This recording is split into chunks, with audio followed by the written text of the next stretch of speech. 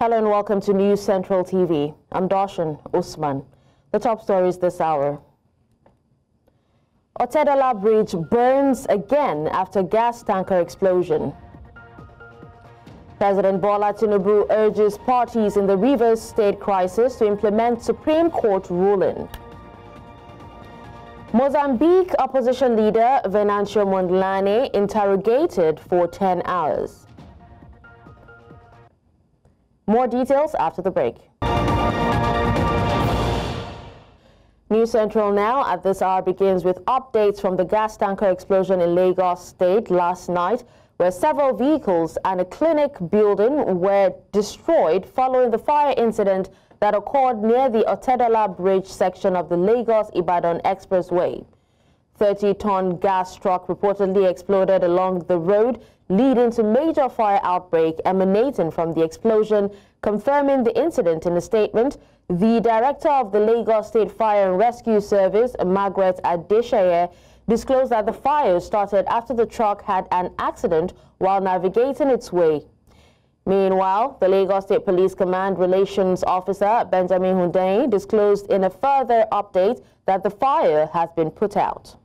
We have our correspondent on ground. We'll try and connect with him in a moment. But in other news, President Bola Tinubu has called for the speedy implementation of the recent Supreme Court judgment in favor of 27 lawmakers in Rivers State loyal to the Minister of the Federal Capital Territory, Nyesom Wike. President Tinubu made this call as he received elders from Rivers State and members of the Pan-Niger Delta Forum at the State House in Abuja, where they expressed their worry over the disintegrating peace in the state brought about by the crisis between the state governor, Siminalayi Fubara, and other state lawmakers. Now, President Tinubu, while expressing his confidence in the judiciary, urged members of the forum to compel the governor to implement the judgment of the court in a bid to foster peace in the state. Foremost among our concerns is the escalating political crisis in Rivers State, which poses a significant threat to national stability. Despite your fatherly efforts to mediate between the parties involved, the situation continues to deteriorate due to conflicting and contradictory court rulings. This protracted conflict is a matter of grave concern, as Rivers State is a strategic economic hub, particularly in the oil and gas sector, which we all know is the backbone of our national revenue. This is a nation of rule of law. I should not be here as the President of the Federal Republic of Nigeria if there's no rule of law. I have total confidence in our judiciary. Expectations. Human beings that make errors.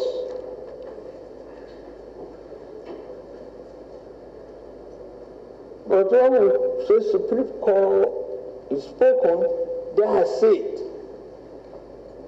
please go back home and help him implement those recommendations within the shortest possible time. Now, to discuss this, we're joined by a public affairs analyst, Francis Chilaka. Thank you so much for joining us on the news, Francis. Good morning. Can you speak to us on the significance of the president's call for respecting judicial interpretation of the Constitution, especially resolving political crises in the Niger Delta region? Well, for us who are observers of what's happening in Rivers State, the call by Mr. President is a continuation of his 8-point agenda when he had a meeting, the first meeting he had with all the various actors in Rivers State when he invited them to Abuja for a meeting. For watchers, you would agree that that meeting was more like emphasizing on the rule of law, emphasizing on obeying the court injunction and all of that. And so we find out that what the Supreme Court too has handed out to Fubara is more like an affirmation of those 8-point agenda that was handed over to him in Abuja. So it is expected that the president would insist and cajole everybody to obey those the rulings of the Supreme Court, because they are more or less the position he has held from day one.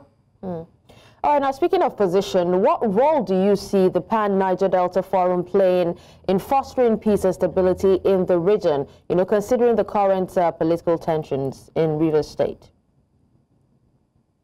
The group can really do little because the main actor in this whole movie is not shifting grounds, and that is Wike, the FCT minister.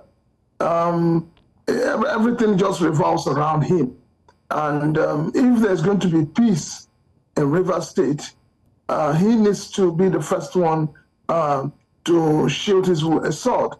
And the way things are looking, if you listen to the utterances of these 2,600 State House of Assembly members, you'll find out that they are more of interested in going to war rather than to join. For them, it's either they want to push a narrative where the governor becomes a tool in their hands, and obviously that no governor would assent to that. So it's a very dicey one, and I honestly don't think that finding a solution lies in their hands. I believe that finding a solution lies in the hands of the 26 State House of Assembly members and the FCT minister, Wike. All right, Francis, but do you think that, the president's appeal for more focus on the, larger vision of the Niger Delta's political and economic developments will be effective in easing the tensions between political leaders? Well, you see, right now, the president and the mood of the nation is more interested in the resources they get from the Niger Delta, especially from Rivers State. So Mr. President would want to do everything to ensure that the goose that lays the golden egg keeps laying the egg. And for him, even if it means sacrificing the current governor, maybe by impeachment or whatever, that's what he's going to do. If it comes to the point where they need to declare a state of emergency in Rivers State, he will do that. It's not being done in the interest of the people. I must emphasize that. The peace initiatives are not being done in the interest of the people. It is rather being done in the interest of the economic benefits that comes from that part of the country. All right. How important, is the role of the judiciary in maintaining peace and governance, in states like Rivers, where political leadership has been marked by conflict and rivalry for such a long time? Well, we had expected, we had the law, we had serious expectations of the judiciary. But I can tell you this for free. A lot of Nigerians have lost faith in the judiciary.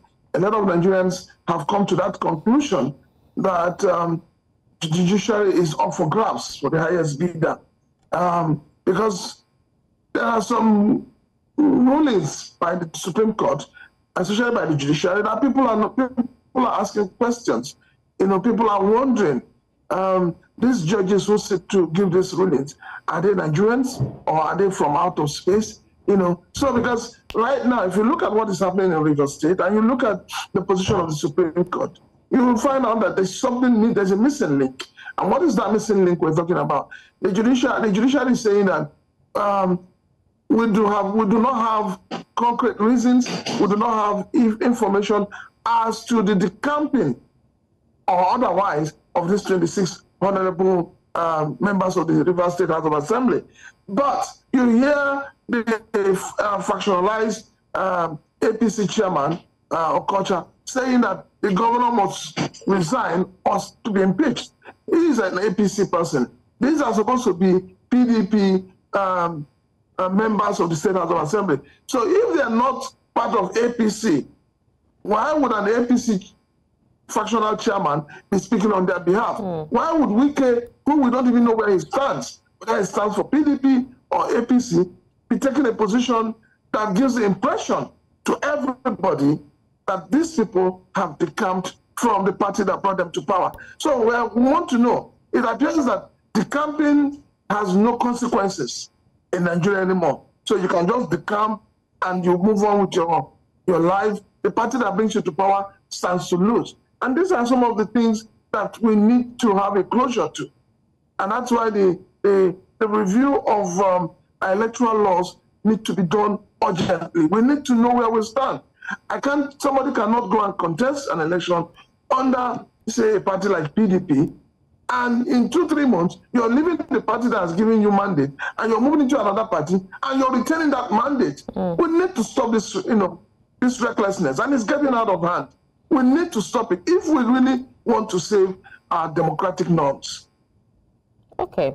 Well, just before, we let you go, Francis, speaking of democracy and all that, what are the continued risks, for political instability in Rivers State, for the overall development of the Niger Delta region, and how can those risks be mitigated?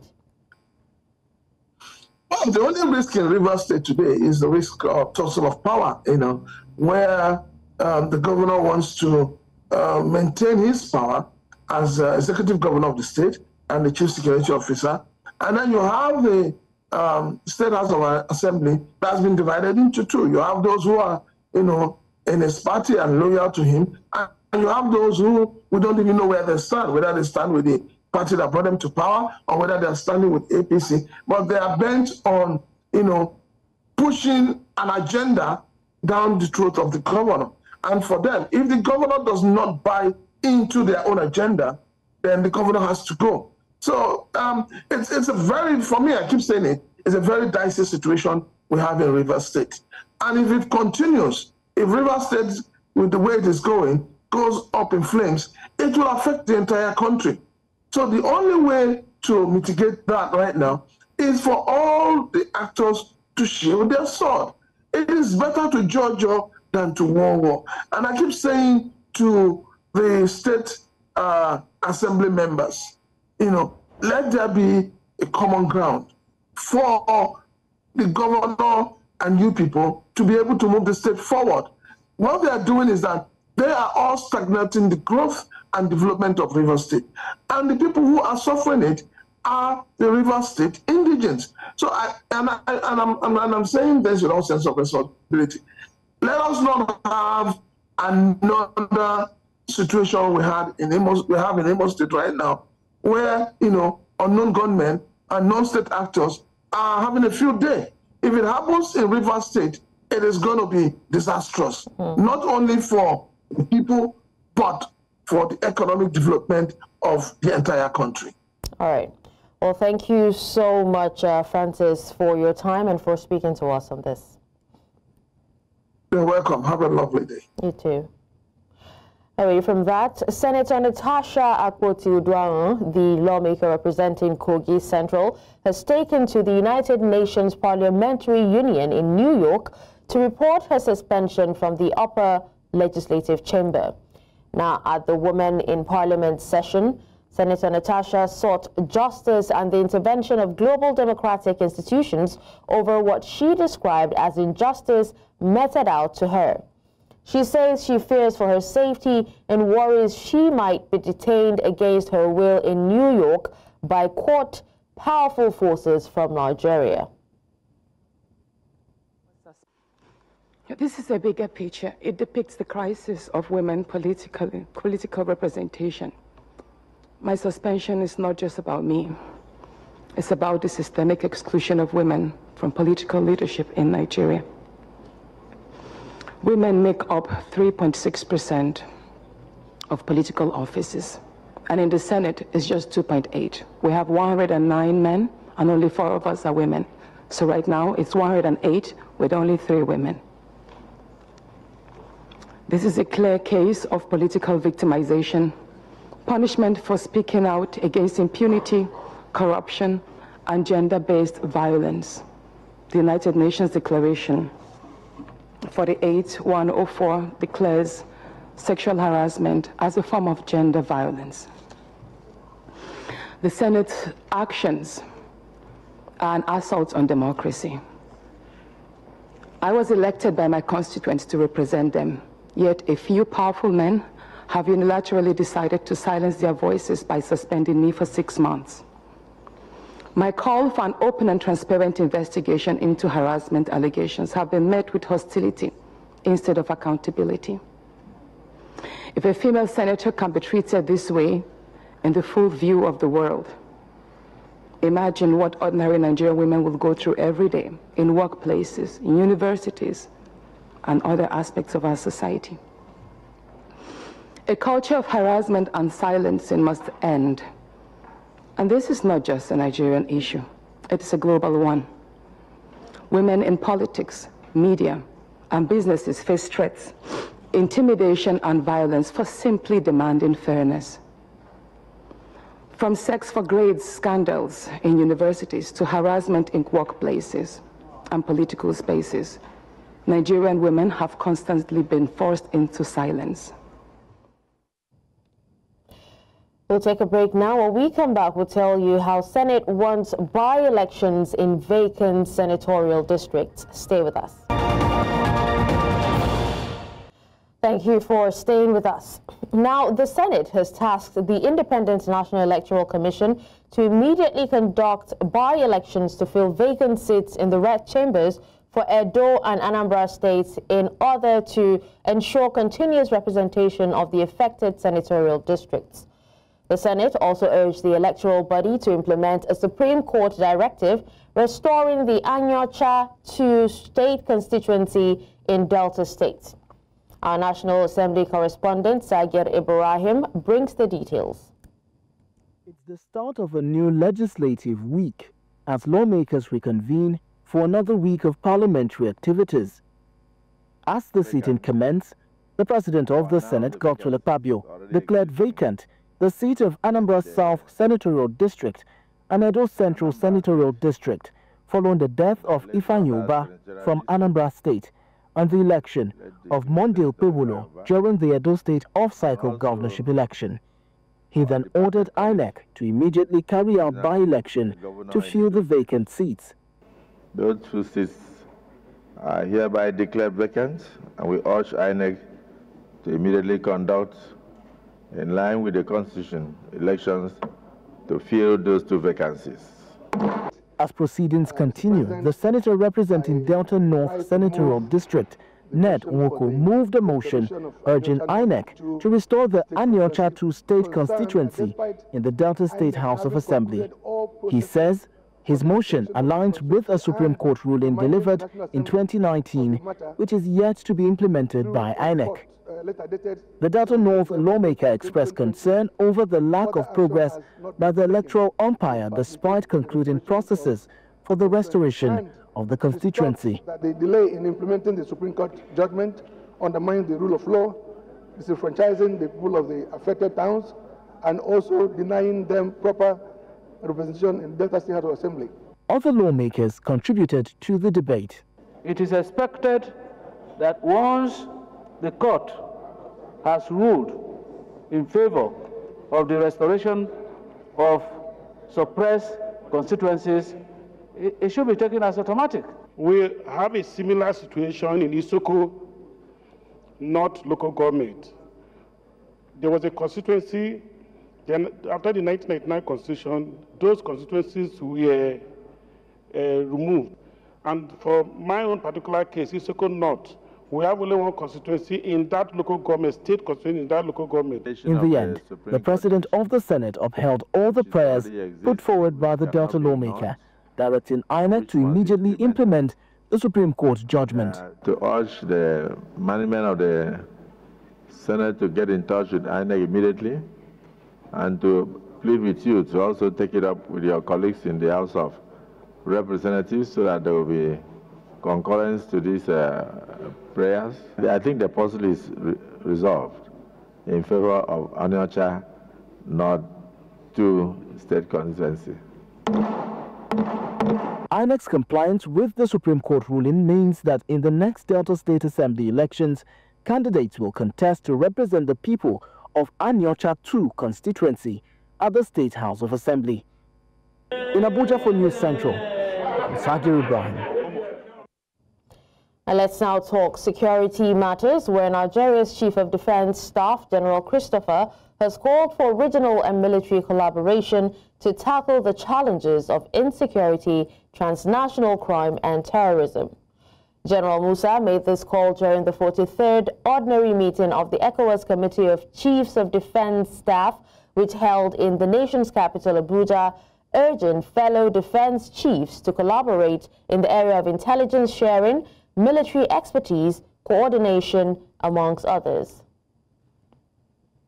The security situation in the region, marked by the activities of terrorist armed groups, transnational organized crime networks, banditry, and others, have continued to present daunting challenges to the region, the regional integration project. Governance deficits, ethnic tensions, ecological degradation, and other natural and man-made factors. The complexity of the security landscape demands that we leverage our collective expertise, intelligence assets, and coordinate our efforts towards borders if we must solve these challenges, as the world has become a global village and the gap between us shrinking even more. Thus, collaboration is paramount and imperative to address both the root causes and symptoms of insecurity in our region.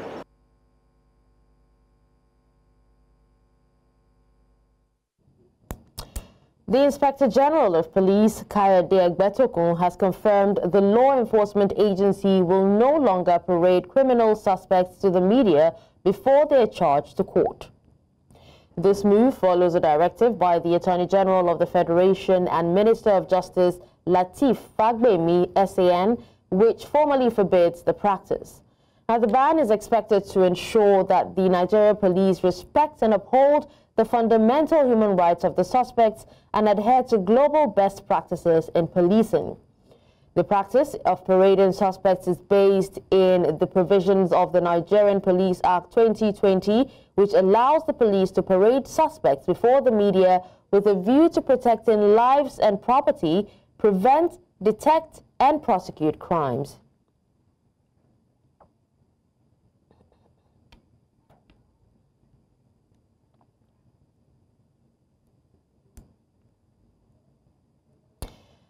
And now we will be connecting with our correspondent, Igbalani Omoni, on the tanker explosion that happened yesterday on Otedola Bridge. Hello, Ni. Thank you so much for joining.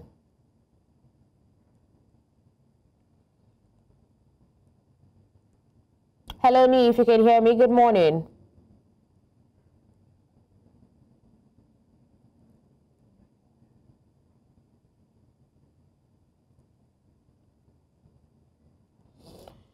All right, well, we'll try to reconnect with him, but staying with security matters, we understand that investigations are underway in Ondo State after killing of no fewer than 20 persons in 4 communities in Akure North local government area following an attack by gunmen suspected to be bandits on Saturday. The assailants attacked Abba Alajido, Abba Sunday, Abba Pastor, and Ademekun communities, killing and injuring several residents. Sources say many farmers and other villagers were killed in the midnight raid, and the real toll believed to be around 40 persons, while some managed to escape with injuries. A police source has confirmed the attack, stating that officers from the State Police Command had been deployed to the affected areas. Also reacting to the attack, the regent of Ademekun community, Princess Adekamishola Adelowo, condemned the killings and revealed that locals had had a running battle with herdsmen for the past 6 years.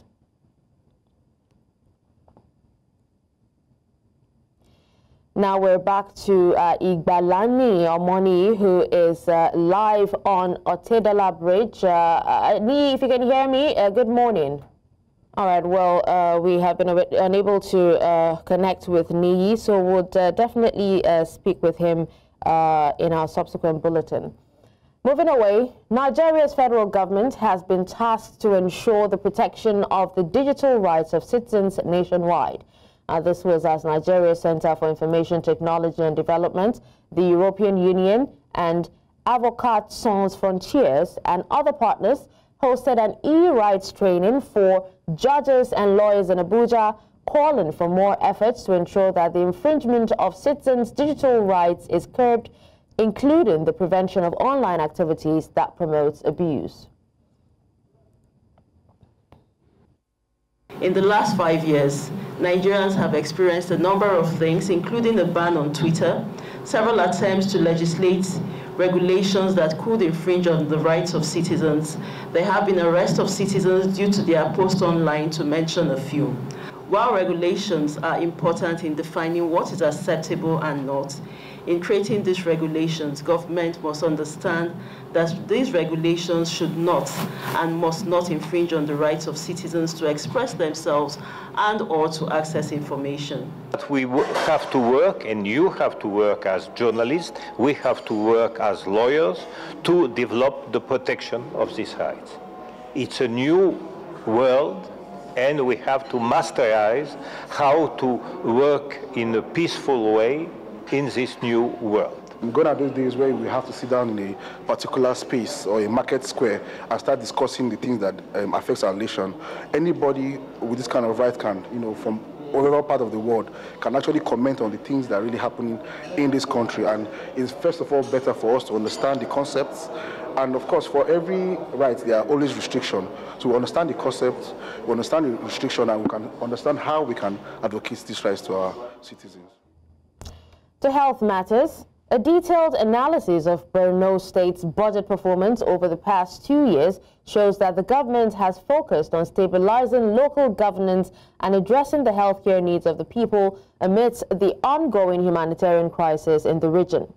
Now, according to the budget report, Borno's health sector saw an increase in funding between 2024 and 2025, emphasizing a focus on revitalizing healthcare services amidst the human resources challenges in the state. News Central's Umeri Kirawa completes the report. The healthcare sector in Borno State suffered one of the largest shares of the atrocities committed by insurgents while they held sway over the region. The activities of Boko Haram insurgents further compounded challenges, leading to shortage of qualified medical personnel and the destruction of hospitals and medical equipment. 45% of our healthcare facilities were destroyed through the insurgency. With an approved budget of 358 billion naira, 419 billion naira was the final fiscal appropriation for Borno State for the year 2024. The Borno State Ministry of Budget and Planning says the government has achieved 84% in the budget implementation. We hope that 2025 will even strike better. This is a clear demonstration of this administration's commitment to service. 92 billion 181 million is the allocation for health and human services out of the 615 billion naira 2025 budget. His Excellency gave 15% of the budget last year to healthcare. So we are looking at a situation where the equipment necessary at the Kashim Ibrahim University Hospital, such as radiology departments, are acquired through this budget, and the completion of the hospital will be done this year, and commissioning of the hospital will be done this year. We're constructing general hospitals in Magumeri, general hospitals in Mafa, in Dikwa, in Gubio, in Uba, as well as general hospitals in Kaleri, will be constructed in this year's budget. And we have already commenced the renovation of revitalization of 99 primary healthcare centers, and the construction of new primary healthcare. 6 of them will be done in this budget of 2025. For a state with the third highest maternal mortality rate in Nigeria, Borno is battling to crush the indices as it recovers from insurgency. We have seen the building of 2 schools of nursing and midwifery, one in Manguno and one in Goza.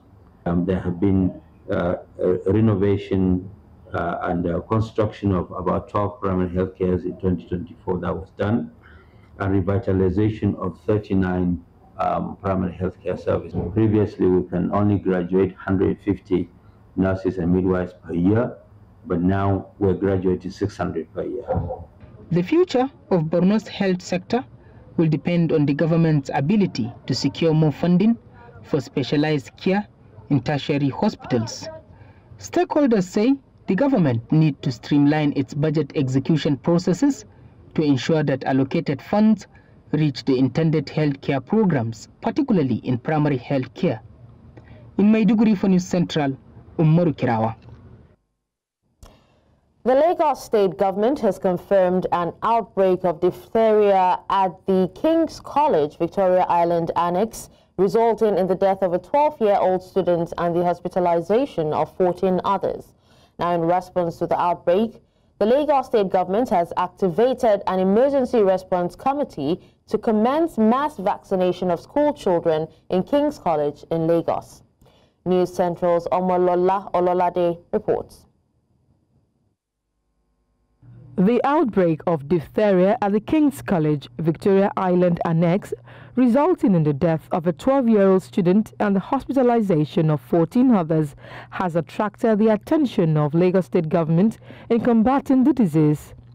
In response to the outbreak, the Lagos State government, in collaboration with federal health agencies, activated an emergency response committee while immediately commencing a vaccination exercise at both the Victoria Island Annex and the main school in Igboshere to bolster immunity against the deadly infection. We are coming here today to boost all the children with what we call a diphtheria booster. And today, as you can see behind us, we have several of our staff lined up to vaccinate every child that has received consent from their parents. The vaccine will start to work in their body to build up their immune system that already exists from their childhood immunization and make it even more robust, so that if they come into contact with a child that has the fever and is exporting the bacteria in their droplets, that they're not likely to catch the diphtheria fever. We're also going to vaccinate all staff here, adults. They don't need consent. They just need to know that they need to be vaccinated because they're working with children. They themselves are likely to be infected, and therefore they need to be boosted. While the Commissioner for Health, Professor Akin Abayomi, commended the school authority for swiftly identifying cases, the school appreciated the Lagos State government for urgent intervention. So we appreciate everyone for coming, and we're happy for the intervention. We can now rest knowing that our students are in safe hands. So on behalf of the Federal Ministry of Education, on behalf of all staff of the college, the management, we deeply appreciate all that is going on. Thank you. You know, we called for the federal and state ministry after the death of the boy. I want to especially thank them for their answering. The way they answered the call, it was, I would say it was not late at all. And we've gone to, the school took it upon themselves to console the parents of the child who died. So we've all taken care of that. Vaccination of minors have always required parents' consent, hence the need for authorities to convince parents and guardians on the importance of vaccination for all students. We shared the information to our fellow parents, and immediately some of them came to school, some of them sent their consent, and some that did not, maybe by way of religious belief or our affiliation, did not believe. Some of them actually came back to write or to sign their consent. So it has become like a general knowledge, no hidden place. So at this point, most people that did not give consent before have already come to school today to give their consent. So I believe that virtually all our boys will be vaccinated. The state government is preparing a public health announcement to alert residents to the outbreak, urging vigilance for symptoms such as sore throat, fever, breathing difficulties, and swollen neck glands. Additionally, the Commissioner for Health urged Lagos residents to prioritize good hygiene, avoid crowded places, and seek immediate medical attention if they experience diphtheria-like symptoms in order to contain the spread and transmission of the disease. In Lagos for News Central, Omolola Ololade. Coming up after the break, Ugandan special forces deployed to South Sudan. We'll tell you more in a moment. Join us again.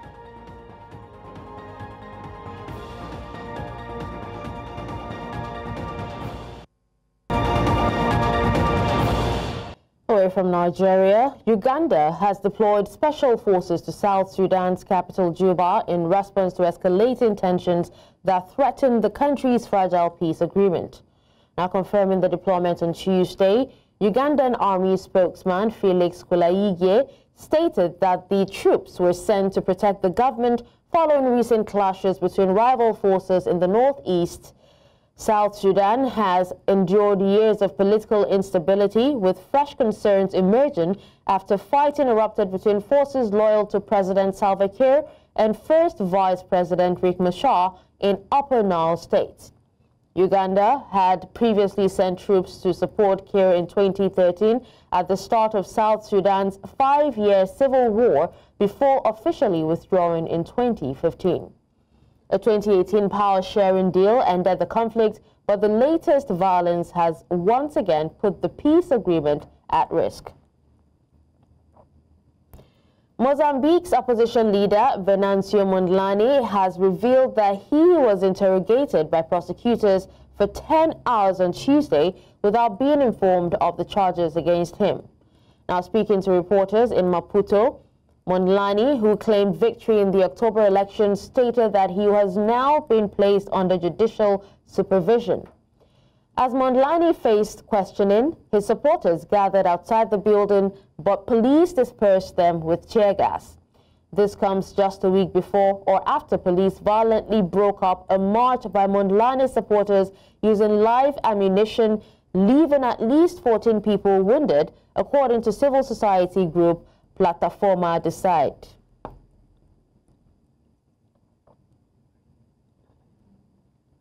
We now head to South Africa, where government officials and business leaders from the Democratic Republic of Congo are in South Africa to strengthen bilateral ties and explore investment opportunities between the two nations. A key focus of the discussions in the DRC RSA industrialization project, a major infrastructure initiative aimed at developing a 3,100-kilometer transportation corridor across the DRC to boost trade and economic integration. Now, South Africa and the DRC share a long-standing relationship that spans several decades, with both countries seeking to enhance economic cooperation. News Central's Bongani Siziba is covering the event, and we now cross over to her for the latest updates. With this agreement, South Africa and Congolese stakeholders are actively sealing their commitment to cooperation and economic growth. This initiative presents immense opportunities for both nations, signaling a robust resolve to harness shared resources, expertise, and vision. This project is a transformative project that will allow the collaboration of South African companies with DRC companies to build an infrastructure transportation corridor across the DRC going forward. But the question is, what is at heart on this occasion today? It's to focus on the investment that fosters industrial partnership between these two countries, with a project that is aimed at developing a corridor across DRC to boost trade and economic integration. And also, we know that DRC is rich in natural resources, and South Africa businesses are eager to capitalize on these opportunities. This is a very structuring and industrializing project. It will run through a 3,100 kilometers of a corridor where various projects will be implemented. So this project is so important for the DRC because it will change the economic and industrial landscape of the DRC. The delegation from DRC is not merely focused on collaboration with only South Africa. They also intend to bolster bilateral relations with other key African nations, notably Nigeria.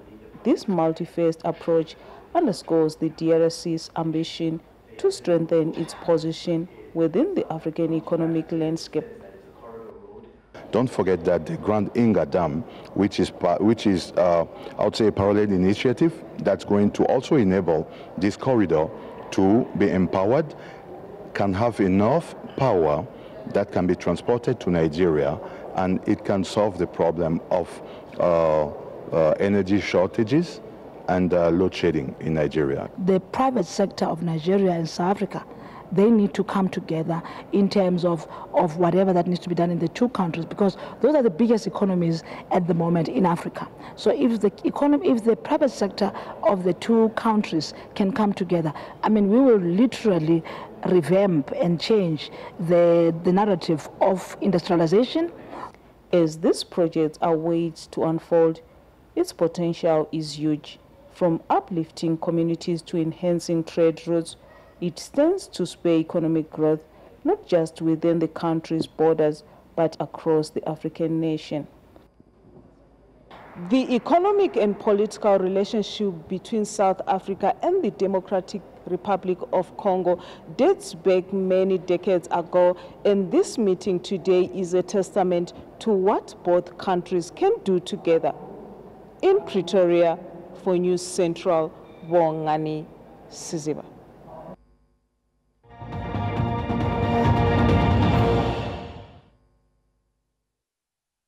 In business, the Federal Inland Revenue Service is moving forward with its advocacy and engagement of stakeholders to ensure a transparent and seamless payment process for taxpayers in Nigeria through its merchant buyer solution, otherwise known as e-invoicing. Now, according to FIRS, who met with stakeholders on Monday, majority of compliance issues are not intentional, but due to data exchange difficulties and a lack of proper understanding on the taxpayer's part. News Central's business correspondent, Chamun Dabeng, reports that the e-voicing system will aid in easing the tax administration in terms of data exchange. The Federal Inland Revenue Service says it is targeting 100% compliance from taxpayers in Nigeria through the aid of the Merchant Buyer Solution, or e-invoicing system. The system, which will begin its implementation with large taxpayers sometime in July of 2025, will ease the tax payment process for Nigerians. The tax compliance rate, especially among the large taxpayers, is way above 90%. So it's when you average out that then our tax compliance rate falls below the 50%. A lot of tax evasion or lack of compliance is not due to deliberate actions, but because the systems themselves at times it's difficult to exchange the data, to understand some of the things that the tax authority is expecting. So what e-invoicing is going to do is it's going to help to ease that tax administration in terms of data exchange. According to Kole Shaw, the FIRS is working to ensure that there are minimal bottlenecks in the payment process and guarantees that since the process involves the use of technology, there is very little space for mistakes. Also speaking on the sidelines is the project manager e-invoicing solution, FIRS, Mohammed Bawa, who mentioned why Nigeria has not fully developed an automated tax payment system. So we've not been able to achieve much in the last 9 years with respect to automation until just last maybe 4 years when we deployed the Tax Pro Max. So that has helped us to actually improve our rating in the ease of doing business environment. Now we want to take it a step further, whereby we increase our visibility to their transactions, whereby all their transactions can be reported to our system electronically without necessarily coming to our office. Nigeria currently ranks 170 out of 189 economies worldwide when it comes to tax compliance, and FIRS says the e-invoicing system will improve Nigeria's global ranking. Reporting for News Central Lagos, I am Chamun Dabeng.